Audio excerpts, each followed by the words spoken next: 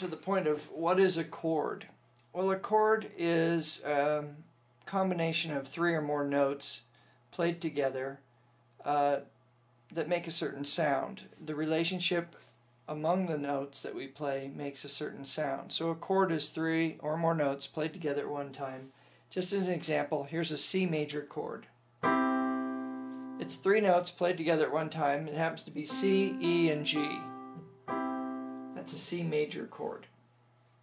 So those chords are what will allow us to play any song, in particular this song, She Loves You, that we've been working on. Those chords come from the Western scale.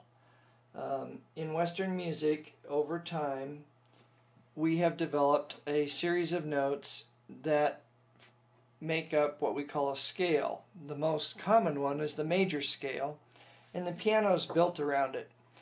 And the most common or easiest major scale you can play is the C major scale, meaning you start on the note C, play a series of pitches in the right order, and they will sound like a major scale as Western music has defined it.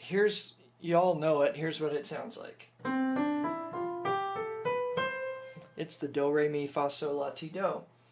So over time we've come to expect that's what a major scale sounds like, and so the piano was built around that. So the simple way to play a major scale on a piano is just start on any C you want. This is middle C, it's in the middle of the keyboard more or less, and just play all the white notes till you get back to this C again. And in case you don't know, C is the note just to the left of these groups of 2 notes, 2 black notes.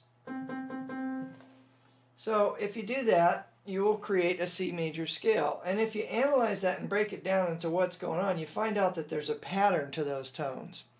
And that is the key to understanding scales and therefore ultimately chords.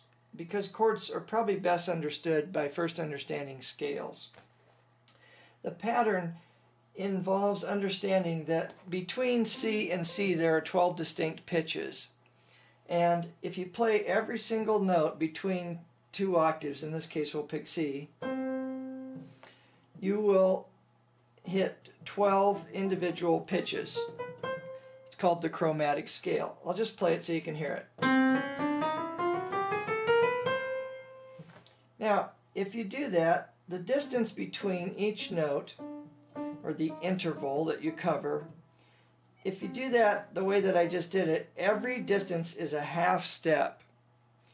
Meaning from this note, the white note, to its next higher black note, that's a half step. It's just called a half step.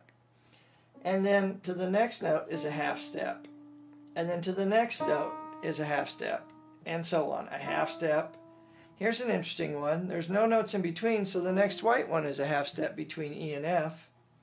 Half step, half step, half step, half step, half step, half step. And here's another interesting one. 2 more white notes with nothing in between, so that's also a half step. Now just a little basic math will tell you that a half plus a half is a whole. So not surprisingly, if you do 2 half steps and just do it like that and just skip the in-between, that's a whole step. So that's a half step, that's a half step, the 2 together, that's a whole step, so that's a whole step. Same thing here, here's a half step, here's a half step, so from here to here is a whole step. Here's a little trickier one. Here's a starting note, here's a half step, from here to here is a half step, so the whole step here would be from here to here. That's another way to look at it, is anytime you have a whole step, there's always a note in between the 2 notes that make up the step. Same here. Between here, there is no note, so that's a half step. So how could we make it a whole step? Play that one instead, and that would be a whole step. So, like I say, when we analyze this C major scale from C to C, and we're only playing the white notes, we can figure out what the pattern is in terms of steps to make that scale. And as it turns out, from C to D is a whole step. So I put the letter W down for that. From D to E is a whole step. There's a note in between, so I put the letter down for W. But from E to F is only a half step because there's no note in between. So I put the letter H for that. Then from F to G, the next white note, oh, that's a whole step because there's a note in between. The next one's from G to A, another whole step, there's a note in between. Then from A to B is another whole step because there's another note in between. And then finally from B to C is only a half step because there's no note in between. And once we write that out, we have the pattern.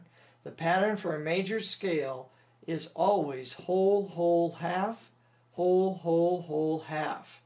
Looking on this little keyboard that I drew here, all the white notes make up that pattern.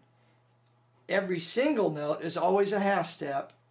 So if you figure this out, you've got from C to D is a whole step, from D to E is a whole step, from E to F is a half step, from F to G is a whole step, from G to A is a whole step, from A to B is a whole step, and from B to C is only a half step.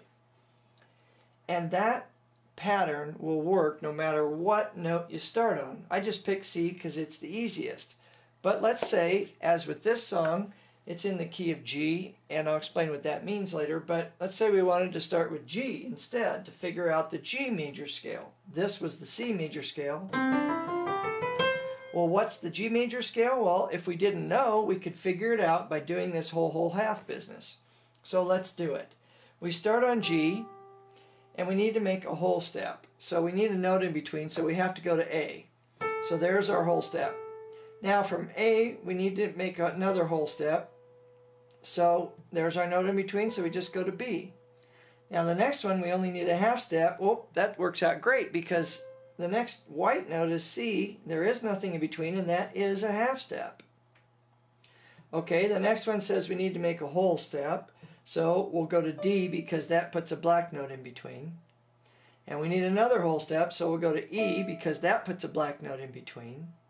And we need another whole step, and oops, we can't do that. If we go to F, that's only a half step because there's no note in between, so we better go up here to get that whole step. And then the last thing we need is a half step, so that's just the next note that we come to.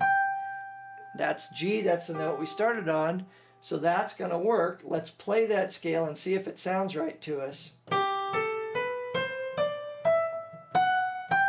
And it does.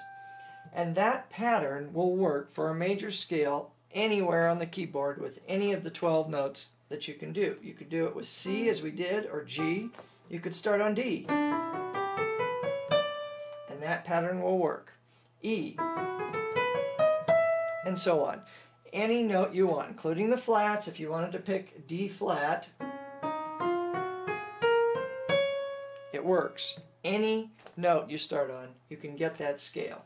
And that's really the key to understanding chords, because we're going to build the notes from the chords out of the scale that goes along with it.